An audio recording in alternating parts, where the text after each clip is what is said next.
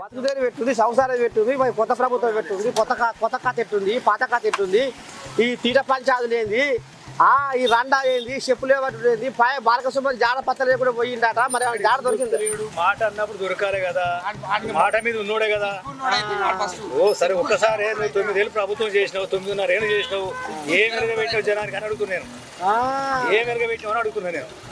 వాస్తవానికి మన కూడా మా దగ్గరికి ఇంటి కోసం వచ్చారు, ఇదే మాట మాట్లాడినా. కేటీఆర్ మాట్లాడేది ఏం మాటలే నాకు అర్థం కాదు. కానీ నోడి తాళం ఉందా ఏమన్నా, అసలు తాళం ఉందా ఎక్కడన్నా?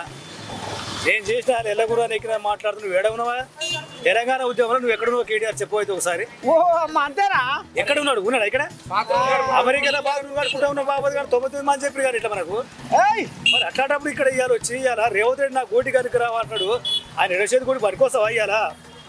రాజశేఖర్ పోయిన తర్వాత ప్రభుత్వం నిలబెట్టిందంటే మళ్ళీ ఇలా ఈయన రేవంత్ రెడ్డి గారు నిలబెట్టింది తప్పే ఉంది.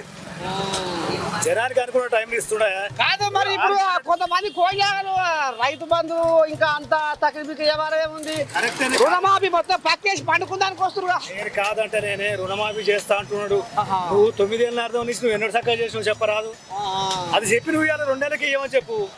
మా ఊరు అట్లా కూడా మా ప్రభుత్వం అట్లా కూడా ఏమంటుంది, నీకు 90-100 రోజుల లోపల ఇస్తాను అంటున్నాడు. అది చూసావా నువ్వు? మొదలు అది చూడ దూకిన మాట్లాడుతున్నావు అట్లా. అందాక రుణమాఫీ ఎప్పుడయ్యాను అవుతుంది. ఇంకా మనకు 9 ఇంకా 2 నెలలు అయిపోయింది కదా, ఇంకో 4 రోజులలో అయిపోతుంది.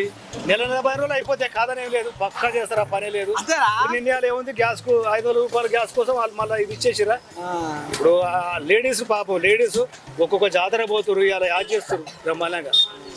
ఖర్చులు కూడా బలపెట్టినాయా మాకైతే. కొంతమంది గిట్టరు వాళ్ళు ఏమంటారు అంటే లేడీస్ కింద పెట్టి ఇట్లా ఇది కథ బిడ్డలారా. మరి మొత్తానికి ఈ రకంగా పోతుంది. ఈ కోయ ముసలమ్మ ఏమో